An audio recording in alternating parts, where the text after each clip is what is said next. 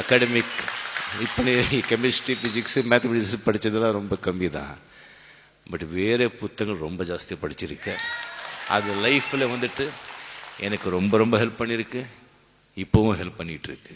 Definitely படிக்கணும்.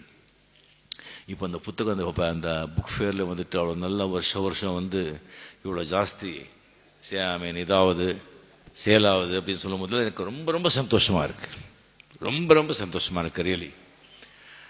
நீங்கள் பார்த்தீங்கன்னு சொன்னால் அஃப்கோர்ஸ் இங்கே ஃப்ளைட்டு போகிறது திங்க எல்லாருக்குமே தெரியும். இப்போ வந்து முதல்ல வந்து ஒரு 15 years பிஃபோர் எல்லாம் வந்துட்டு அந்த மது அறந்துறது ஃப்ளைட்டில் வந்து கட் பண்ணிட்டாங்க.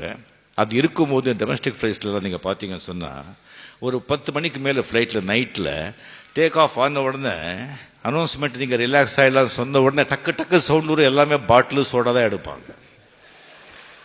ஏரோஸ்டர்ஸ் வந்து கிளாஸ் வச்சுட்டு போயிட்டே இருப்பாங்க. அதே ஃபாரினில் பார்த்தீங்கன்னா டக்கான சத்தம் ஒரு புத்தகங்கள் எடுப்பாங்க, படிக்கிறதுக்கு புத்தகங்கள் எடுப்பாங்க, சிந்திக்கிறதுக்கு புத்தகங்கள். எப்படின்னு சொன்னால் இப்போ விஷுவலைஸாக நீங்கள் பார்த்தீங்கன்னு சொன்னால் அவன் டைரக்டர் வந்து ஒரு பிக்சரை காமிக்கிறாங்கன்னா அந்த டைரக்டர் அந்த விஷுவலில் என்ன சொல்லியிருக்காரோ அவர் வந்து எப்படி விஷுவலைஸ் பண்ணியிருக்காரோ அதுதான் நீங்கள் பார்க்க முடியும். நீங்கள் விஷுவலைஸ் பண்ண ஆரம்பிச்சிங்கன்னு சொன்னால் நீங்களே ஒவ்வொரு சினிமாவை விஷுவலைஸ் பண்ண முடியும். ஸோ இப்போ படிக்கிறதுல வந்து அவ்வளோ ஒரு சுகம், ஒரு ஆனந்தம் இருக்குது.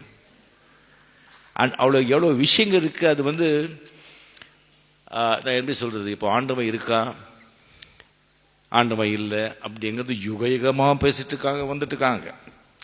வசிஷ்டருக்கும் விஸ்வாமித்திரருக்கும் சண்டையே வந்துட்டு எப்படி வசிஷ்டர் வாயாலேயே நான் பிரம்ம ரிஷி அப்படின்னு பேர் வாங்குறேன் சொல்லி விஸ்வாமித்திர சொன்னது. விஸ்வாமித்ரா இஸ் அகோரி. வசிஷ்டர் வந்து சாஸ்திரோக்தமாக கடவுள் கைலாசம் வைகுண்டம் இருக்குது வேதம் அப்படி போகிறவங்க. விஸ்வாமித்திர வந்து கடவுளை நம்பாதவங்க. அவர் வந்து பஞ்சபூதங்கள் அதை நம்புறவங்க தான், அதை வந்து இது பண்ணுறவங்க. அவர் அதை செஞ்ச அகோரி வந்து விஸ்வாமித்திர கையாலேயே பிரம்ம ரிஷி அப்படின்னு பேர் வாங்கினது. இந்த கடவுள் இருக்கானா இல்லையா அப்படின்னு நிறைய இந்த காலத்திலேருந்து நடந்துகிட்ருக்கு. ரீசெண்டாக வந்துட்டு இந்த டிடி ரங்கராஜன் ராரா அப்படி ஒரு டிஸ்கோர்ஸ் நான் பார்த்தேன். அதில் வந்துட்டு ஒரு சம்பவம் அவர் சொல்கிறாரு. ஒரு அமெரிக்காவில் வந்துட்டு ஒரு ட்ரெயினில் ஒரு சயின்டிஸ்ட்டு போயிட்டு அவங்க முன்னாலே இன்னொரு அவரை விட ஒரு கொஞ்சம் சின்ன வயசு அவர் வந்து ஒரு பைபிள் படிச்சுட்ருக்காரு. அந்த சயின்டிஸ்ட் கேட்குறாரு, என்ன பண்ணி பண்ணுறேன்னு சொல்லி நான் என்ன வாட் ஆர் யூ டூயிங்க சொன்னால் இப்போ படிச்சுட்டு இல்லை வாட் யூ ஆர் டூயிங் சொன்னால் சயின்டிஸ்ட் ஆஹா என்ன படிச்சுட்ருக்கேன் பைபிள் அப்படின்னு சொல்கிறாங்க. ஏன்பா அறிவு இருக்கா அவனுக்கு? இது வந்து சயின்டிஃபிக் யுகம், சயின்டிஃபிக் காலம். எங்கேயோ போயிட்டுருக்கோம் நீ சயின்டிஸ்ட்டுன்னு சொல்கிற. நீ வந்துட்டு இந்த ரிலீஜன்னு கடவுள் பைபிள் கிரைஸ்து அப்படி படிச்சுட்டு உக்காந்துருக்கிய. இப்படி சயின்டிஸ்ட் நாமளே இப்படி உக்காந்துட்டா எப்படிப்பா நாட்டுக்கு இந்த மக்களுக்கெல்லாம் என்ன ஆகுறது? கொஞ்சம் கூட அறிவு வந்து வளர்த்துக்க வேண்டாமா? இனிமேல் தான் அந்த புக்கு இந்த பைபிள் இதெல்லாம் தூக்கி போடு, கடவுள் மண்ணாங்கட்டி. சரி சரி நான் வந்து ஃப்ரீயாக இருந்தால் இந்த கார்டு நீ வந்து என்ன பாரு பேசலாம். சரி ஸ்டேஷன் வந்தது. அவர் இறங்கி போகும்போது நான் உனக்கு அறிமுகப்படுத்தினேன், நீ எனக்கு அறிமுகப்படுத்தலையே. சரி என்கிட்ட ஒரு கார்டு இருக்குன்னு கார்டு கொடுக்குறாங்க. கார்டு பார்க்குறாங்க, அது தாமஸ் ஆல்வா எடிசன்.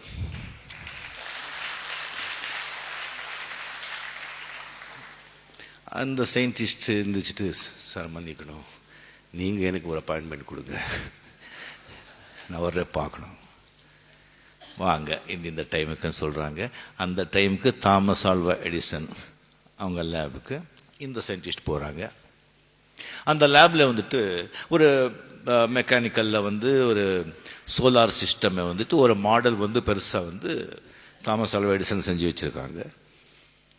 அது அந்த சயின்டிஸ்ட் பார்த்துட்டு என்ன சொல்ல, அது இவ்வளோ அருமையாக இருக்குது, இது யார் செஞ்சாங்க, எப்படி செஞ்சீங்க, இங்கே வந்து இந்த ப்ராடக்ட்ஸ் எல்லாம் எங்கே கிடச்சிது, எத்தனை நாள் ஆச்சு இது அப்படி கேட்கும்போது, இல்லைங்க நான் ஒன்றும் செய்யலை, திடீர்னு ஒரு நாள் வந்து கதவு திறந்து பார்த்தேன் அது அங்கே இருந்தது. சார் தமாஷ் பண்ண வேண்டாம், நீங்கள் சொல்லுங்கள், நிஜமாங்க ஒன்றுமே கிடையாது, நான் ஒன்றும் சார் திடீர்னு கதவு திறந்து பார்த்தேன் ஒரு நாள் அது எல்லாமே அங்கே இருந்தது. Sir seriously I am asking, is 1 to 1 சொல்லுங்கள். எப்பா நீங்கள் சயின்டிஸ்ட்டுங்க, திடீர்னு ஒரு நாள் காஸ்மஸ் உருவாச்சுன்னு சொல்கிறீங்க, திடீர்னு காஸ்மஸ் உருவாகும் போது இது உருவாகக்கூடாதா?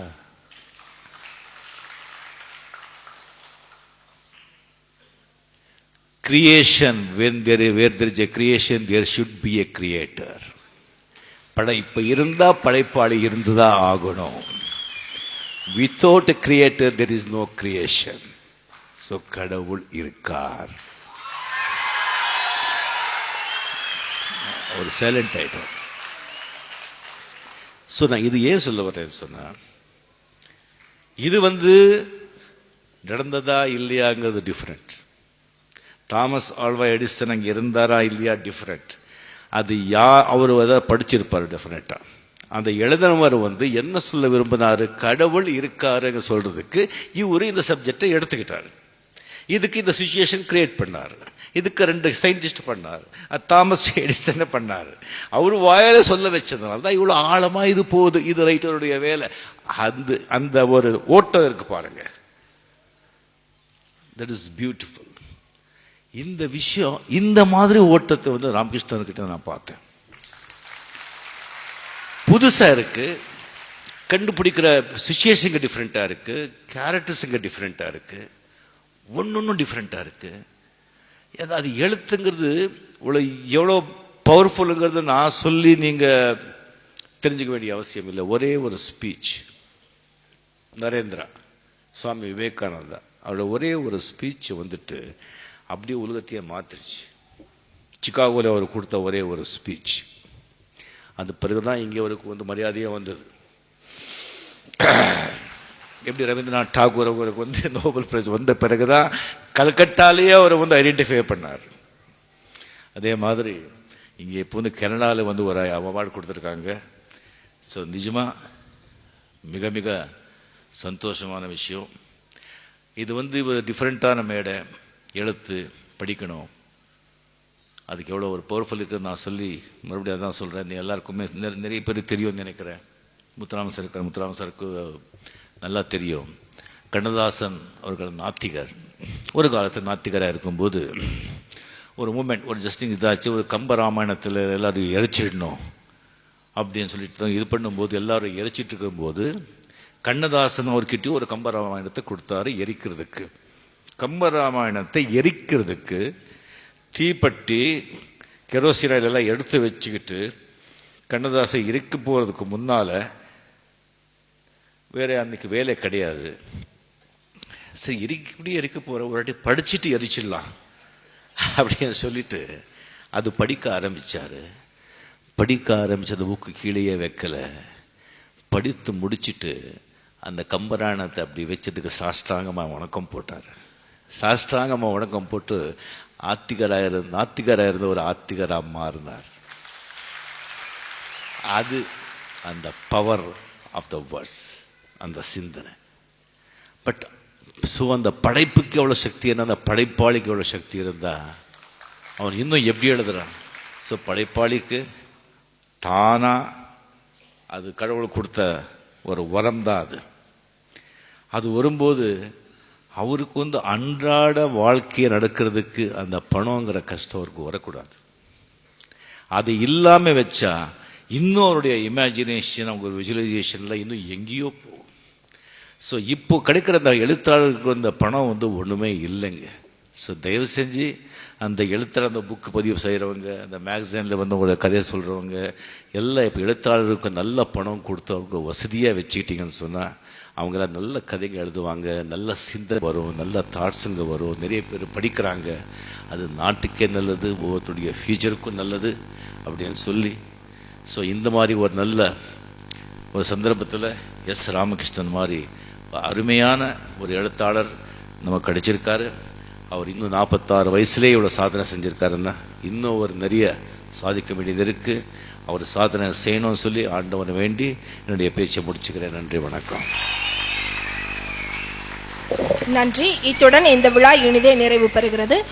நிகழ்வுக்கு வந்திருந்து சிறப்பித்த விருந்தினர்களுக்கும் பார்வையாளர்களுக்கும் உயிர்மை பதிப்பகத்தின் சார்பாக நன்றிகளை தெரிவித்துக் கொள்கிறோம். நன்றி.